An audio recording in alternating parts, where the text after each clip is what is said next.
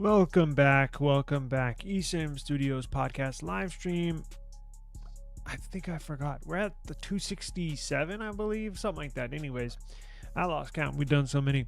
Live on a Sunday afternoon, December 22nd, 2024. I want to welcome everybody in. Hope everybody's having a good weekend as we head into the Christmas week here. Falls on a Wednesday. I thought it was Thursday. Falls on a Wednesday. It's all good. Thank you for joining me. It's going to be a short episode. I'm busy, as I'm sure y'all are. So that's why I really didn't do an intro today. Just let's get straight to it. I do have a new webcam. So the people at Meet here company sent me this Meet streaming webcam. So I recorded an unboxing, recorded how to set it up, how to use it.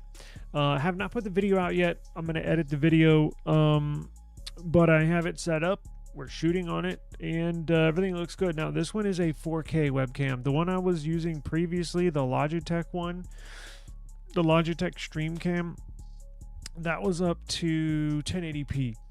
This one's 4K. I'm not shooting in 4K now. It's 1080p. If you live stream, here's a tip real quick. If you live stream in 4K, whoa, you better have Ethernet, you better have real good internet connection, and you better have everything plugged in, right? Because it uses a tremendous amount of bandwidth. But pretty cool here. So I like it. I don't know. Well, we'll have to check the replay to see if the video is any better. But the streams from now on should look better. Hopefully, no more choppiness, no more sound issues. Got a brand new top of the line PC. Got a new 4K webcam. Technically, but I'm gonna continue shooting in 1080p. It's just easier on everything. Plus, who really cares, right? To be honest with you, when I record videos, I usually always do 1080p, right? But some I will do 4K. When you shoot in video boost mode on the Pixel, it only shoots in 4K. Now, a lot of times, maybe not you or me, but 9 out of 10 people, maybe even more, that watch YouTube videos don't even adjust the video quality. Every video I watch on YouTube, first thing I do, I go to settings, advanced, and then I adjust the screen quality to whatever the highest quality is. I do that on every video. Many people just put on a video and watch it. Well, it defaults to like 480p. So, but most people don't even know that. So even if I did shoot in 4K, even if I did live stream in 4K, nobody would know, right? So it's kind of useless, honestly. In some of my videos in the past, I'll put, like, as the video begins, I'll put in a text, right on the top of the screen, that very thing. Make sure you're watching it in 4K. Go to settings, hit advanced, hit quality, and choose the best quality available. What's going on, guys? Awesome. Brian, how's it going? Hey, how's it going? Looks good? Y'all think it looks good? Okay. Yeah, it looks good on the playback, or from what I'm looking at. If you see me look down, it's because I'm looking at my computer, the setup. So, yeah, it looks pretty good. I could use some better lighting. It does look a little dark in here, but whatever. I need to get to the point. I need to get to the topic because I'm running short on time. Y'all, this is incredible. This is absolutely incredible. What the EU is doing. I saw this news. What was it? Yesterday? I think it was yesterday. Was it Saturday or Friday? I can't remember. I think it was whatever. It was in the last day or so. I immediately saw the headline, and I'm not lying to you. I immediately broke out laughing. I was literally laughing out loud. I could not believe it. What the EU is doing with Apple. And they don't have a lot of pull over there. So if you're unaware, let me show you what I'm talking about. Check this out. So the EU is basically, wait a second, where the hell is my, here we go. The EU is basically forcing Apple to do all this, to open it up. So they forced, say what you want, Apple beat them to the punch and put USB Type-C on the iPhones. But anyways, EU forced that. So the EU basically forced Apple to switch from a Lightning connector to Type-C. The EU opened up in Europe, not in US, but in Europe, allowed for third-party applications to be downloaded and installed on iPhone or any iOS device, really, in Europe. But most people have iPhones. And now I think the EU is trying to see just how far they can go with pushing Apple to do things, because those two things that the EU has put in place for Apple to do have gone through. So they're 2 out of 2. And I think EU's like, you know what? Let's see just how far we can push them. And believe me, with this right here, they are pushing them to the limits. They're testing Apple. And you know, Apple has got to be fuming hot, because this literally goes against everything they've built their company around, right? So what am I talking about? So you see the headlines, Apple AirDrop could work with Samsung phones. Okay. Now, if you're on, I'm sure everybody knows by now, AirDrop file transfer, right? Just with iOS devices. It's like Quick Share for Android or Samsung devices. It's just the Apple version. Probably runs a little smoother, a little cleaner. But Quick Share is coming around. It just takes a little time. So the EU is trying to force Apple to open AirDrop and AirPlay with Android, to work with Samsung devices, to work with Windows devices, to work with on all platforms. Apple services are unbeatable when it comes to cross-platform experience. It's unfortunate, I'll admit it. They do have the best ecosystem, right? It's just a fact. I don't care what anybody says. You may not like it like I do, but it is what it is, right? We're honest here. Apple has a closed source ecosystem, a closed source operating system. It's not like Android. Android is open sourced. I can go to Google developers website. I can download the source code for Android. The upcoming Android 16, right, is out. I can go download a build of Android 16. I can decompile it, basically take it apart and add stuff and home screens and add widgets and add boot animations. I can throw in a custom kernel and then recompile it, and then I can flash that zip. I can flash that operating system on my Pixel. Anybody can do it. You can, I can. That's open sourced. Apple's the opposite. They have a closed source, meaning we don't know what the source code looks like. In fact, developers that develop applications for iOS don't even have full access to the source code, meaning Apple throws out a branch for these developers to develop their apps, right, to make it compatible on iPhones, but they can't. It's closed sourced. It's locked down. You can't open up a iOS operating system only if you're an Apple developer, meaning you're employed by Apple.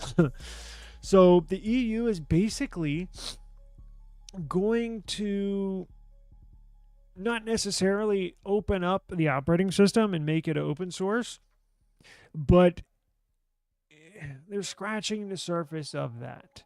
So and what's next, right? What's after that? So them opening up AirDrop. So what are the main features? What are the best things that Apple has that keeps people in their ecosystem, right? Well, I can think of 3 things off the top of my head.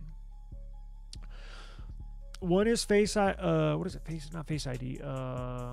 What do they call the video? FaceTime. Tell I'm not an Apple user. One's FaceTime. The other is iMessage.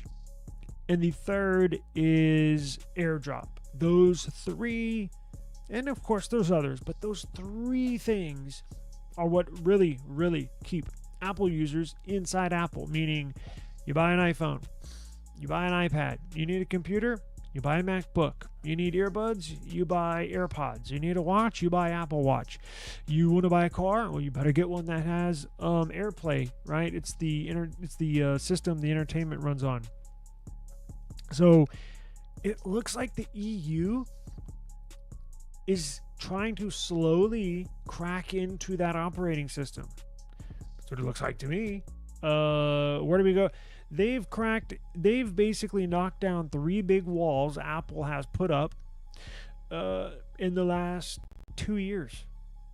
So what else are they gonna go after? Right now, there's not a guarantee that the EU will force Apple to open up AirDrop to Samsung devices, meaning, or AirPlay to your Android phone. Meaning, if you get into a car that has AirPlay, it's like Android Auto. But what if you have a Pixel? What if you're a Pixel user? And I think Porsche and Volvo have AirPlay only, meaning like they don't have Android Auto. So what if you're a Pixel user and you buy a Porsche? What if you're a Pixel user and you buy a Volvo? Well, you can't connect your phone to the car, right? Because it's running on Apple's AirPlay. So it would allow you to connect your phone or any other device to the entertainment system, to the car. And if you want to send somebody with an iPhone a file, well, I'm sure there would be, I don't know if it would open up to, I don't know how this would work if you would send a file in the EU, if this goes through, if AirDrop, if there would be an application for Android, meaning an AirDrop app on Android devices, or if the AirDrop devices, if the Apple devices would just be available if you try to use Quick Share on your phone. I don't know how that's going to work. I'm sure that's for them to figure out, but it will open it up for easy file sharing, right? Now, what comes after that is, if EU gets this through, are they going to force them to open up time? Are they going to force them to open up kind of like a better iMessage thing? Because we have somewhat news on RCS stuff and messaging on iPhone, but still not perfect. Like, Apple just said, fine, we'll introduce RCS, but trust me, it's not open to all carriers. It's still a mess. It's still not good, basically. Now, if Apple does not do so, the EU is going to force them to open up AirPlay and AirDrop. If Apple refuses, the EU is prepared to fine Apple up to 10% of global sales for that year. So not just for the 10% of the sales in the EU, in Europe, 10% of global sales. Now, I have not done this math before, but let's see what Apple global sales 2000, let's do, I know this year is almost over, but let's just do last year because this year's not done yet. Okay. Jesus Christ. Just in one quarter, 94.9, basically $95 billion in one quarter. So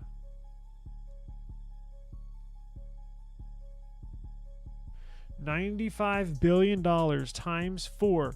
Jesus. They make $380 billion per year in revenue. $380 billion per year in revenue. Now, 10% of that.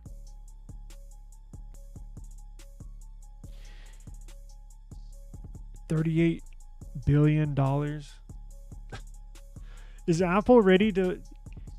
That's what I'm saying. The EU is like, you're going to do this or we're going to fine you $38 billion. Now, if Apple says no, we're not going to agree to that, the EU will find them, and I doubt they will say, well, you can't sell your and even if Apple refuses to pay, I don't know what the revenue is from all European countries. I'm sure it's a lot.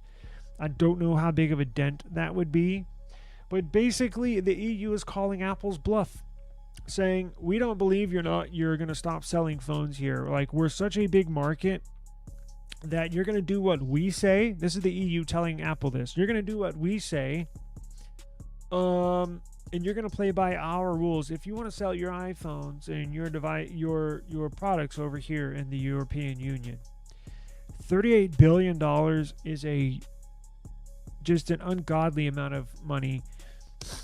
And I wonder what Apple is thinking. Should we pay it? Should we not? Should we contest this? Well, of course they're going to contest it, but should we not? What happens if we don't sell our phones, our devices over there? How much revenue, what percentage of revenue, of all revenue, global revenue, what percentage of that is from the EU? I don't know. Maybe I could dig into that, and tomorrow we could kind of crunch some numbers. But this is a huge deal.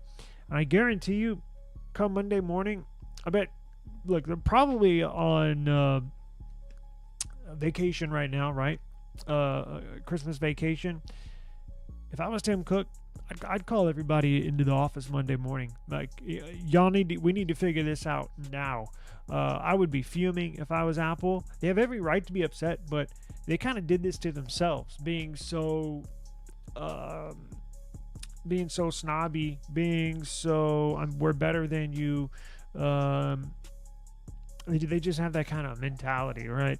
So I think they did it to themselves. It's interesting to see where this goes, and if it does go through, what's next? Because the EU is thinking, what's next? They've been able to get away with all these little things they've put on Apple. They've been able to go through with.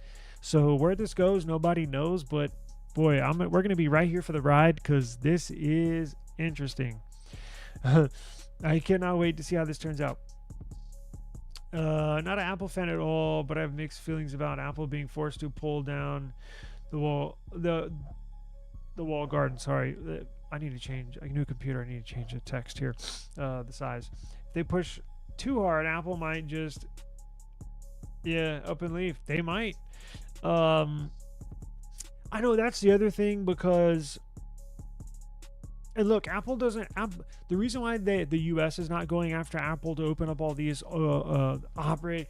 I'm not a big fan of big government as far as that's concerned. I think the government going after Google and wanting them to sell off Chrome and I don't think the people in the government know how this tech stuff works, honestly. I honestly don't. Like, the politicians, I don't think they have a clue about this tech stuff.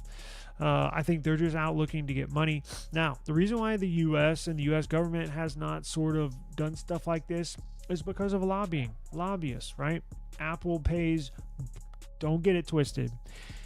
Apple, Google, all these big tech companies, they pay both parties money. So no matter who's in office, hey, Google can say, hey, we donated to your campaign.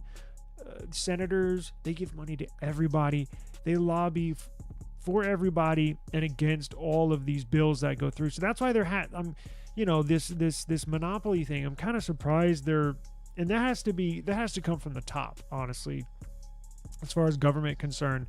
But that's why the EU is doing it, because Apple doesn't have much pull in the EU, quite honestly. But yeah, I'm not a big fan of, unless it's like, well, that's the thing. I'm kind of sitting back, just giggling and kind of just, enjoying this. But if you take that away, just the entertainment part, and for me, right, I'm kind of petty. They've what do you call it? Blacklisted. They've banned a few of my accounts. So I'm kind of, trolling them, kind of enjoying this. But taking that aside, I'm not a fan of this, quite honestly. If they want to be a big, bad, we're better than you, our products are better, snooty, and have a closed source operating system, then y'all go do that. Have fun with your closed operating system over there. You know, we have options, right? You do not have to buy an iPhone. You do not have to buy an Apple product. And that's why I like Android and what Google has going on. Samsung makes good products. There's competitors. That's why there's competition in business, right? If you don't like what that company's doing over there, then go over here. So I don't know. That's what I'm saying. If you're Apple, if you're Tim Cook, if you are Apple right now, the board members, I am fuming.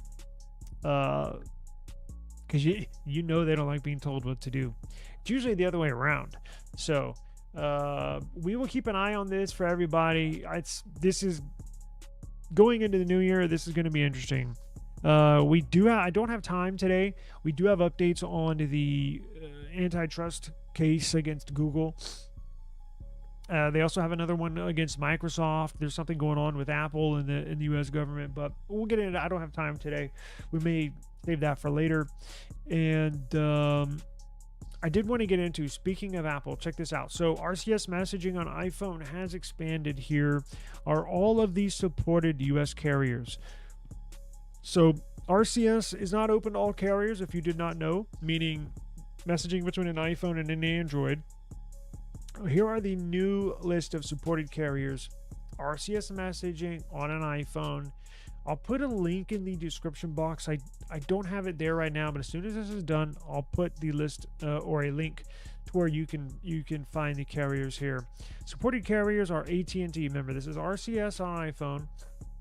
AT&T, Boost Mobile, C Spire, Consumer Cellular, Cricket, FirstNet, H2O Wireless, Metro by T-Mobile, Pure Talk, Red Pocket, Spectrum Mobile, T-Mobile, TracFone, Straight Talk, US Cellular, Verizon, Visible, and Xfinity Mobile. So that covers, I would say, majority of cellular phone users here in the United States. You have a good amount of main carriers and then smaller MVNOs that piggyback on a lot of the big carriers networks.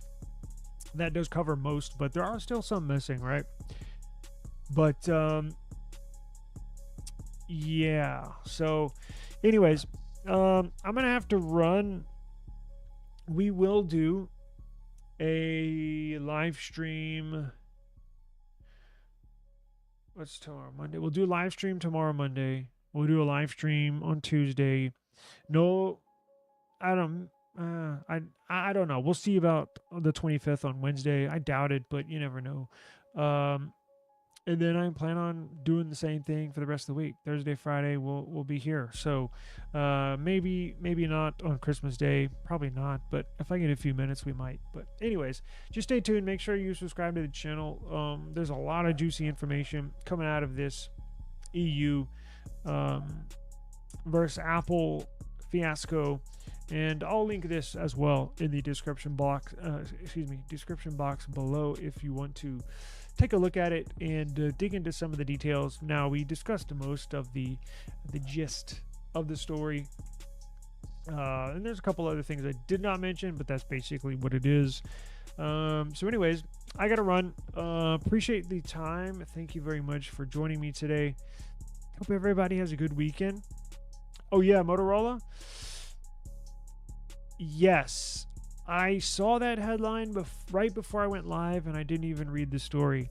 So that's probably something I'll look into this evening, possibly tomorrow morning. Well, I'm definitely going to read up on it. But I read Motorola, same thing. It's something in the headlines. Motorola is having issues with the U.S., not the EU, but the U.S. I'll look into that later. I got to run, but maybe we'll discuss that tomorrow. I don't know. Wait, Motorola's owned by Lenovo. Lenovo's a Chinese company, no? It's probably what it is, right? Anyways, I'll come back tomorrow and we'll discuss it tomorrow. And I think I'm gonna have a Christmas giveaway for everybody. I doubt it's gonna be on Christmas. I might do it the day after, honestly. But please subscribe. Please tune in this week, and we'll do a giveaway this week. So lucky person, maybe lucky two or three people will walk away with something. But I got stuff to give away, so we'll start rolling those out again. But appreciate the time. Please be safe, and as always, we'll see y'all tomorrow. Peace out, guys. Thank you very much. It's good to see y'all. Hope everybody's doing well.